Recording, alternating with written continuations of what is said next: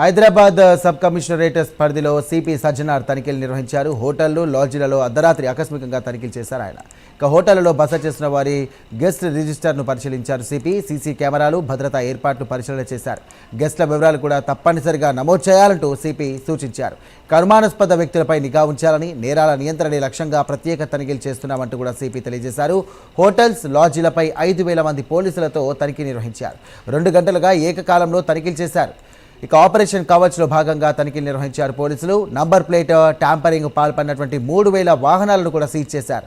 నేరాల కట్టడి, ప్రజల భద్రత దృష్ట్యా సర్ప్రైజ్ చెకింగ్స్ చేస్తున్నారు సజ్జనార్.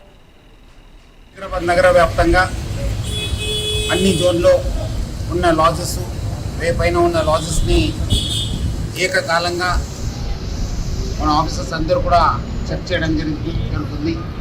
దాదాపు 5,000 సిబ్బందితోని ఈరోజు ఆపరేషన్ కవచ్ భాగంగా ఈ యొక్క జనరల్ చెకింగ్ చేయడం జరుగుతుంది.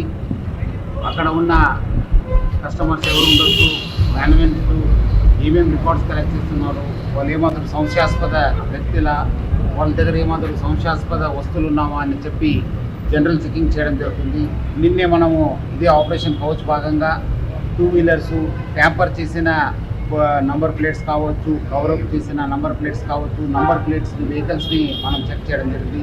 దాదాపు 3,000 పైన వెహికల్స్ సీజ్ చేశాను. ఈరోజు కూడా ఇదే ఒక ఆపరేషన్ కవచ్ భాగంగా అన్ని లాజెస్ కూడా మనము 2 గంటల పైన చెక్ చేయడం జరుగుతుంది.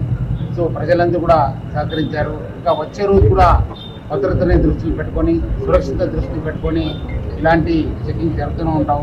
ప్రజలందరూ కూడా వాళ్ళ దగ్గర ఉన్న ఆధార్ కార్డులు ఉండొచ్చు, వాళ్ళు ఉన్న ఐడి కార్డ్స్ కావచ్చు, అట్లానే నంబర్ ప్లేట్స్ కూడా సరైన నంబర్ ప్లేట్ పెట్టాలి. చాలా చోట్ల కూడా చూశాను, చాలామంది యూత్ ఆ నంబర్ ప్లేట్ వంకర చేయడము, లేదంటే కవరప్ చేయడము, లేదంటే ట్యాంపర్ చేయడం జరుగుతుంది.